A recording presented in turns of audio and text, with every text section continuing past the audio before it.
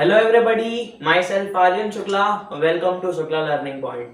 तो यार आज की वीडियो में हम लोग maths chapter 3 pair of linear equations in two variables के प्रीवियस ईयर एमसीक्यू करने वाले होंगे।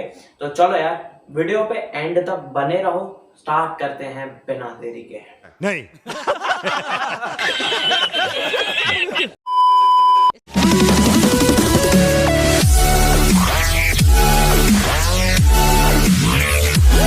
तो यार पहला हमारा क्वेश्चन देख लो। नहीं। Music.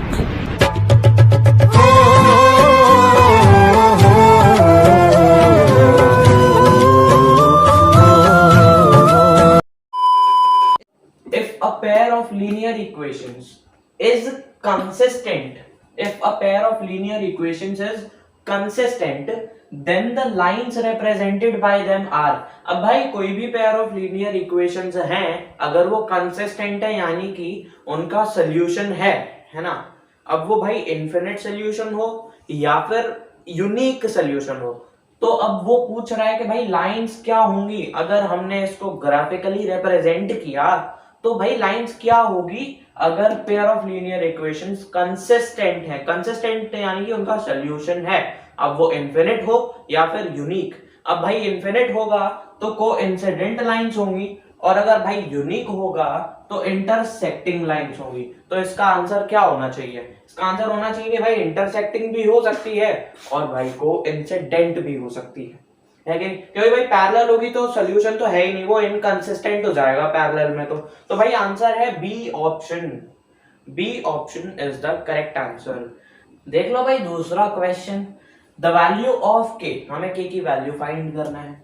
For which the equations 3x minus y plus 8 equals to 0 and 6x plus ky equal to minus 16 represent coincident lines. यानी कि ये दोनों इक्वेशन को ग्राफिकली रिप्रेजेंट करने पर कोइंसिडेंट लाइंस आ रही हैं, यानी कि इनका इनफिनिट सॉल्यूशन है ना। यानी कि इसकी लाइन और इसकी लाइन दोनों कोइंसिडेंट हैं, यानी कि इसका जो सॉल्यूशन है वो है इनफिनिट सॉल्यूशन। और आपको पता है भाई कि इनफिनिट सॉल्यूशन अगर किसी भी pair of linear equations in two variables में है तो a1 by a2 is equal to b1 by b2 is equal to c1 by c2।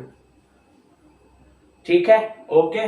चलो तो भाई यहां पर पहला इक्वेशन, दूसरा इक्वेशन, ये जो 3 है a1 की वैल्यू, यहां पर माइनस y है यानी कि ये -1 हो गया, तो भाई b1 की वैल्यू, और ये जो 8 है ये c1 की वैल्यू हो गई।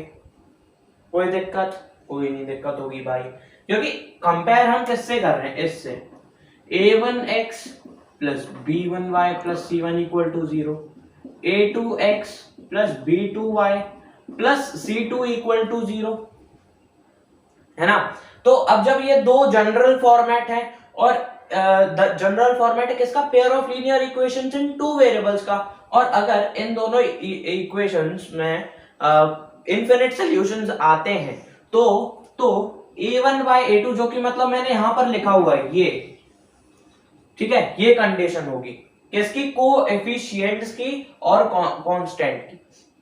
ठीक है, चलो तो वहां पर a1 a2 देखो वैल्यूज लिख लेते हैं कि भाई a1 की वैल्यू है 3, है ना, a2 की वैल्यू है -1, और ये सॉरी a1 की वैल्यू है 3, b1 की वैल्यू है -1, right, because a1x plus b1y, right. तो b1 की वैल्यू -1 हो गई, c1 की वैल्यू है +8। ओके, कोई शक नहीं। अब यहां पर आ जाओ, 6x plus ky equal to -16। अब भाई ये जो इक्वेशन है ये हमारे जनरल फॉर्मेट या स्टैंडर्ड फॉर्मेट के रूप में है नहीं, तो इसको चेंज करना पड़ेगा। कैसे करेंगे? देखो 6x plus ky equal to -16 है, इधर आएगा +16 हो जाएगा और इक्वल टू 0 आ जाएगा। ठीक है, चलो तो ये इक्वेशन बन गया। अब यहां से वैल्यूज निकाल लेते हैं। a1 की वैल्यू हो गई 6, ये 2 होगा, क्योंकि ये दूसरा इक्वेशन है। a2 की वैल्यू 6, b2 की वैल्यू k है, b2 की वैल्यू k है, c2 की वैल्यू है 16।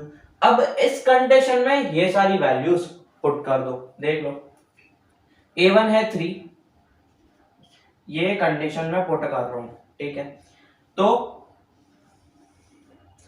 ये वैल्यू है a1 की 3 अपॉन a2 की 6 है, 6 is equal to b1 by b2, b1 minus 1 by k is equal to c1 by c2, c1 is 8, c2 is 16। चलो अब भाई देखोगे कि यहां पर तीन इक्वल हैं, तीन चीज एक दूसरे के ये इक्वल है, यानी कि यहां पर अब हम ये मतलब ऐसा कर सकते हैं कि पहले ले लो कि भाई -1 अपॉन के इक्वल है 3/6 के, फिर उसके बाद आप ये भी ले सकते हो कि -1 अपॉन के इक्वल है 8/16 के, आंसर सेम आएगा। ठीक है, देख लो -1 अपॉन के इज इक्वल टू 3/6, ठीक है, क्रॉस मल्टीप्लाई करोगे so 3k is equal to -6, so k is equal to -2, 3 से ये 2 बार गया, ठीक है। अब दूसरा केस देख लेते हैं कि जब -1 अपॉन के इज इक्वल टू 8/16, अब भाई मतलब तीनों में इक्वल साइन है ना, तो जब तीनों में इक्वल साइन है यानी कि तीनों एक दूसरे के इक्वल है। अब देख लो क्रॉस मल्टीप्लाई फिर से, so 8k is equal to -16, 8 से ये 2 बार, k is equal to -2, answer same आया ना, तो k की वैल्यू क्या होगी -2, देख लो ऑप्शन में -2। ठीक है, बहुत सिंपल था, आगे बढ़ते हैं। तो यार ये वाला क्वेश्चन भी देख लो, है ना, द वैल्यू ऑफ k, इसमें भी मतलब सिमिलरली सेकंड क्वेश्चन के जैसा ही है।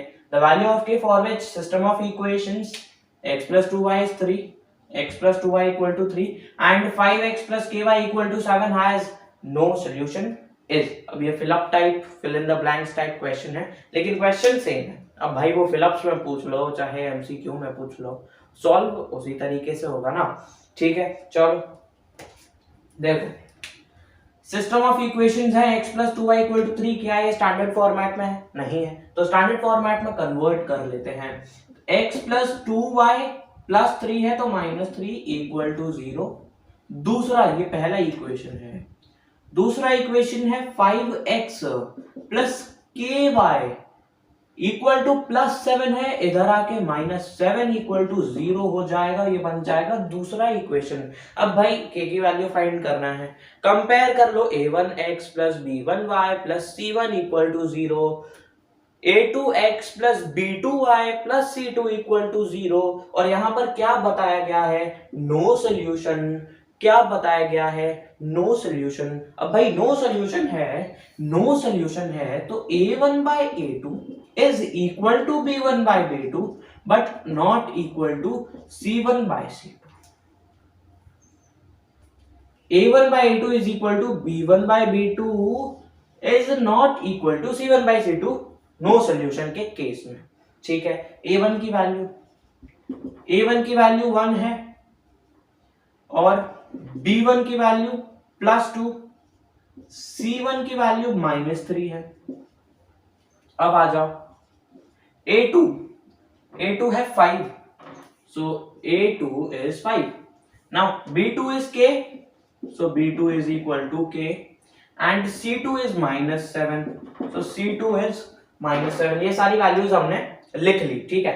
अब इस इक्वेशन में पुट कर दो, है कि नहीं? तो a1 की जगह 1 by a2 that is 5 is equal to b1 by b2 that is 2 by k is not equal to, एक मिनट भाई ये कैसा साइन बन गया, is not equal to -3 c1 by c2 that is -3 by -7, ठीक है। अब वही सीन जो हमने पहले किया था, 2 by k को पहले कर दो 1 by 5 के इक्वल, फिर 2 by k को कर दो -3 by 7 के नॉट इक्वल, है कि नहीं?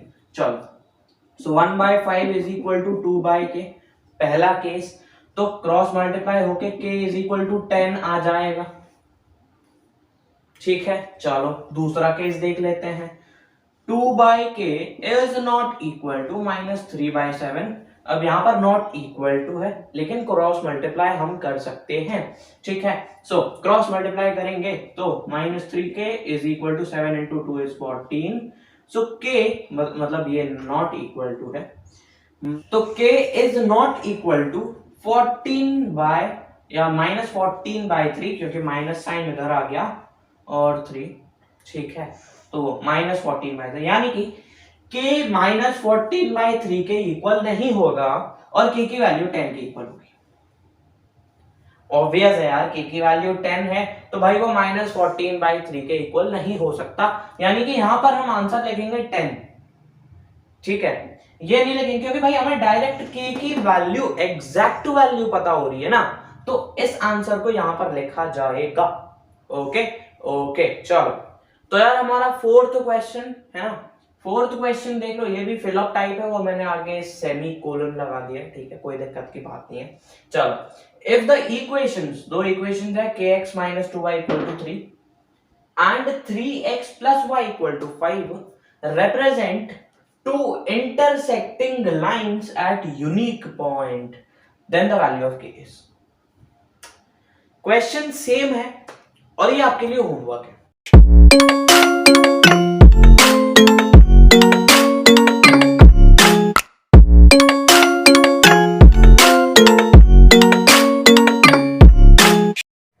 ठीक है, देखो सिंपली क्या करना है कि भाई अगर कोई भी pair of linear equations in two variables है और वो इंटरसेक्टिंग लाइन रिप्रेजेंट कर रहा है, then a1/a2 is not equal to b1/b2। वैसे ऑलमोस्ट ये सबको पता होगा नहीं, बट भाई जो भी ऐसा कोई बंदा है जिसको लग रहा है कि भाई ये क्वेश्चन कौन सी दुनिया से आ गया, कौन है ये लोग, कहां से आते हैं, तो यार कमेंट बॉक्स है, टेलीग्राम ग्रुप है, चाहे कहीं भी जाके पूछ लो, आपको मैं तुरंत वीडियो सॉल्यूशन पर्सनली भेज दूंगा, ठीक है, कोई दिक्कत की बात नहीं। लेकिन भाई पहले खुद को ट्राई करके देख लो, है कि नहीं, कोई भी डाउट होता है तो पूछ लेना। बस क्या करना है मैं आपको बता भी देता हूँ कि यार a1/a2 is not equal to b1/b2 in the case of intersecting lines, right. अब इन दो इक्वेशंस को सबसे पहले तो स्टैंडर्ड फॉर्मेट में कन्वर्ट करो, इन वैल्यूज को पुट करो, सॉल्व करो, k की वैल्यू मिल जाएगी, ठीक है। अमेजिंग यार, ग्रेट।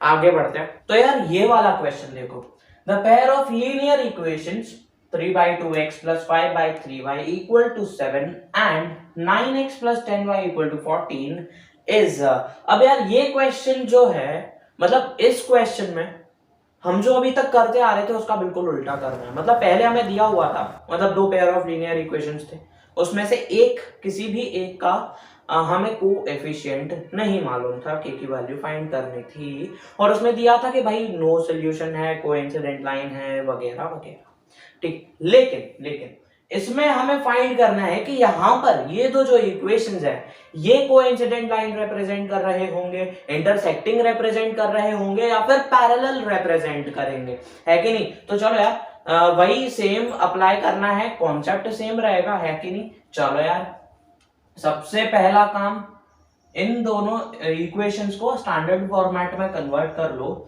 सो 3/2x + 5/3y -7 = 0, है कि नहीं। चलो 9x + 10y -14 = 0।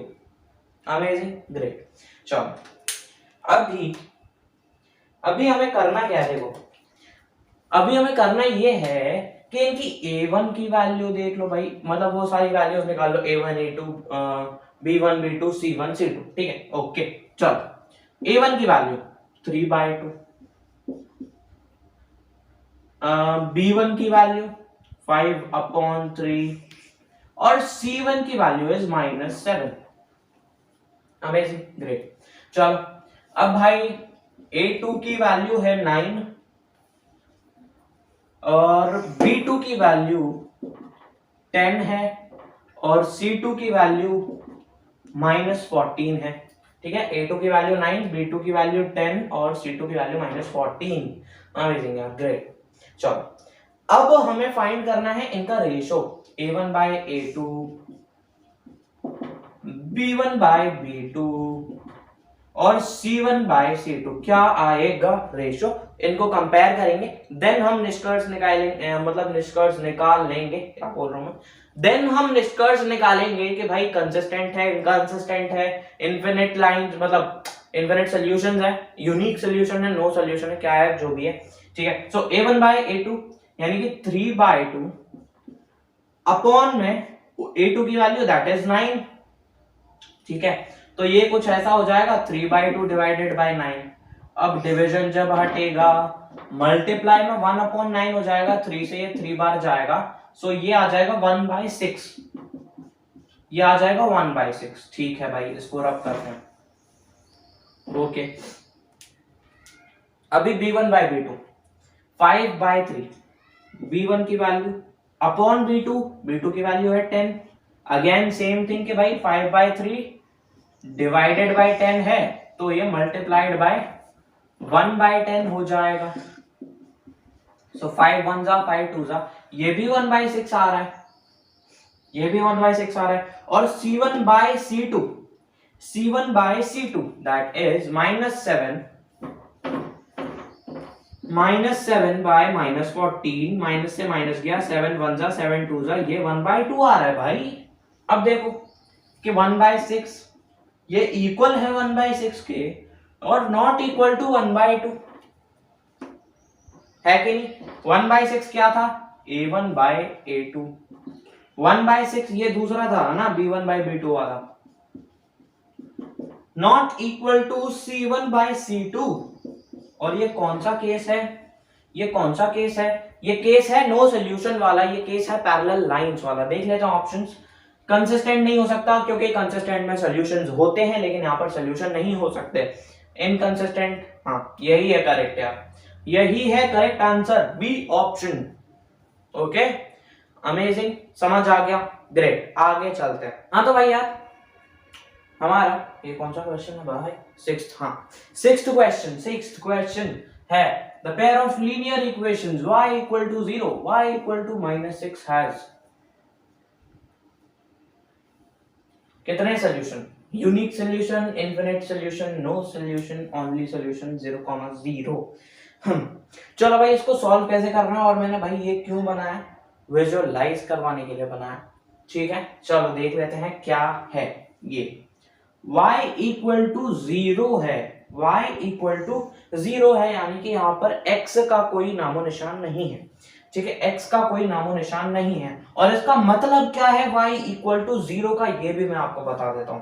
देखो कि यहां पर मैं ये लिख सकता हूं कि 0 मल्टीप्लाइड बाय x, क्योंकि x है, x का कोएफिशिएंट 0 है, और 0 अगर मतलब कोएफिशिएंट मल्टीप्लाई में है ना, तो यानी कि 0 multiplied by x will give us 0, right. तो उससे कुछ अंतर तो पड़ने वाला नहीं है ना।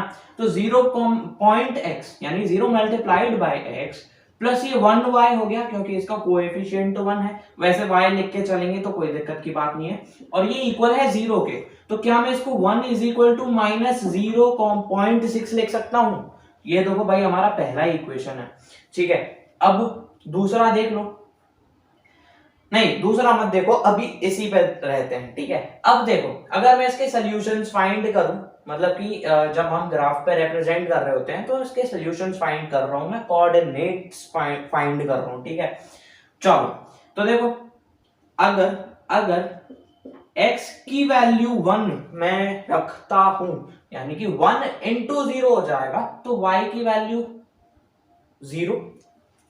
देखो अगर मैं x की वैल्यू 2 रखूं, देन y की वैल्यू 0 होने वाली है, क्योंकि 2 into 0 is 0 भाई, कुछ भी हो कोई मतलब नहीं है कि नहीं भाई।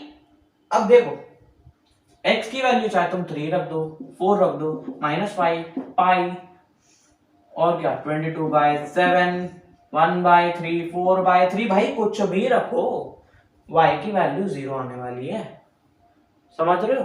तो कुछ पैटर्न समझ में आया ना, कि y इक्वल टू 0 का मतलब ये है कि चाहे तुम x की वैल्यू कुछ भी रख दो, कुछ भी, y की वैल्यू 0 ही आने वाली है, उसको कोई नहीं रोकने वाला, ठीक है। चलो यार इसको रब करते हैं, अब देख लो यार y इक्वल टू माइनस, मतलब ये पॉइंट होगा कि 1,0 और 2,0 ये हमें प्लॉट करने के काम आ जाएंगे। ठीक है, ओके ओके चलो। तो अब क्या करें, दूसरा इक्वेशन ले लेते हैं। y इज इक्वल टू -6 है तो इसको भी मैं 0.6 plus y is equal to -6 लिख सकता हूं। एंड यस, ये हो जाएगा कि y is equal to -6 minus 0.x। कोई शक, कोई इशू होना चाहिए, और अगर कोई शक है भी तो यार कमेंट में जाके बता दो। ठीक है, तो अब यहां पर फिर से वही चीज कि अगर मैं x की वैल्यू कुछ भी रखूं, x की वैल्यू अगर 1 है तो ये तो 0 ही होने वाला है, और -6 माइनस 0 तो भाई -6 ही रहेगा ना, तो y की वैल्यू -6 रहेगी। अब चाहे तुम x की वैल्यू 2 रख दो, y की वैल्यू -6 रहेगी। अब चाहे तुम x की वैल्यू पाई रख दो, 22/7 रख दो, 3 4 5 100,000 करोड़, कुछ नहीं, कुछ अंतर नहीं पड़ता भाई, y की वैल्यू -6 की -6 ही रहने वाली है। इसके कोऑर्डिनेट्स हो जाएंगे, ये कोऑर्डिनेट्स हैं, यहां पर ये कोऑर्डिनेट्स हो जाएंगे 1,-6 और 2,-6। ओके, चलो प्लॉट कर लेते हैं। तो सबसे पहले 1,0 दूसरे कलर्स से देखो, 1,0 सबसे पहला जो इक्वेशन उसको मैं ब्लू लाइन से रिप्रेजेंट करूंगा, 1,0 यानी कि ये 1,0, ठीक है। ये दूसरा है 2,0, दूसरा है 2,0, 1,0 और ये है 2,0। अगर मैं इन दोनों को ज्वाइन करूं, क्या ये लाइन एक्स एक्सिस पे है कि नहीं? क्योंकि यार y की वैल्यू यहां पर 0 है तो ये लाइन एक्स एक्सिस पर ही है, तो ये हो गई एक लाइन हमारी। ठीक है, इक्वेशन 1। अब देखो यार इक्वेशन 2, कोएफिशिएंट कोऑर्डिनेट्स 1,-6 1,-6 ये यानी कि यहां पर, ठीक है, 2,-6 ये। अब देखो ज्वाइन करो, ये पैरेलल होगी भाई, टेढ़ी जा रही है पर 1 मिनट, ये होगी इसके पैरेलल। क्या ये दोनों लाइन पैरेलल हैं इन दोनों इक्वेशंस की? ये है अपना 1,-6 और ये है अपना 2,-6, ये ठीक है। और क्या ये दोनों लाइंस पैरेलल है? अब देखो मैंने जैसा कि बोला, चाहे x की वैल्यू 3 रखो, y की वैल्यू -6 होगी, x की वैल्यू 5 रखो, y की वैल्यू -6, माइनस भी रख दो, -4 तो -6 ही आएगी y की वैल्यू, है कि नहीं? ऐसे इस पे x की वैल्यू 5 6 7 8 कुछ भी हो, y की वैल्यू 0 होगी। ठीक है, और यहां पर ये दोनों इक्वेशंस पैरेलल हैं, इसका मतलब है इनका कोई भी सॉल्यूशन है नहीं, इसीलिए इसका आंसर बी हो जाएगा। कहां है भाई ब्लू पेन बताओ यार, इससे दिख नहीं रहा यार, इसका आंसर बी हो जाएगा। पैरेलल है तो नो सॉल्यूशन है ना, वो कभी मिलने ही नहीं वाले, है कि नहीं? चलो यार आगे बढ़ते हैं, आशा करता हूं क्वेश्चन समझ में आ गया होगा, ठीक है, कॉन्सेप्ट भी समझ में आ गया होगा। चलो तो यार अभी आपको दो क्वेश्चंस देखे होंगे, 7th और 8th क्वेश्चन। दोनों क्वेश्चन यार आपको होमवर्क है, क्योंकि वो वही है यार, के की वैल्यू फाइंड करना है, नो सॉल्यूशन है ना, तो आप कर सकते हो। और फिर भी अगर कोई भी दिक्कत आ रही हो किसी भी क्वेश्चन में, किसी भी चैप्टर के, टेलीग्राम ग्रुप की लिंक है नीचे, सारे सोशल मीडिया के लिंक है, जाके वहां पर फॉलो कर लो, ज्वाइन कर लो, ठीक है। और कमेंट में भी आप बता सकते हो, ठीक है, जो भी डाउट्स हो सारे क्लियर हो जाएंगे, ठीक है। तो यार आज के लिए सिर्फ इतना ही। अब यार अगले वीडियो में हम इसके प्रीवियस ईयर क्वेश्चंस कर लेंगे, वो भी सब्जेक्टिव वाले। यहाँ पर मैंने आपको 1 मार्क वाले कह सकती हूँ कि वो सारे क्वेश्चंस आपको करवा चुका हूँ, ठीक है। तो अब क्या होता है, मतलब क्या बच रहा होगा, अब यार आपका काम है, चैनल को सब्सक्राइब कर दो, वीडियो को शेयर भी कर दो, और कमेंट करके जरूर बताना समझ में आया या फिर गुड।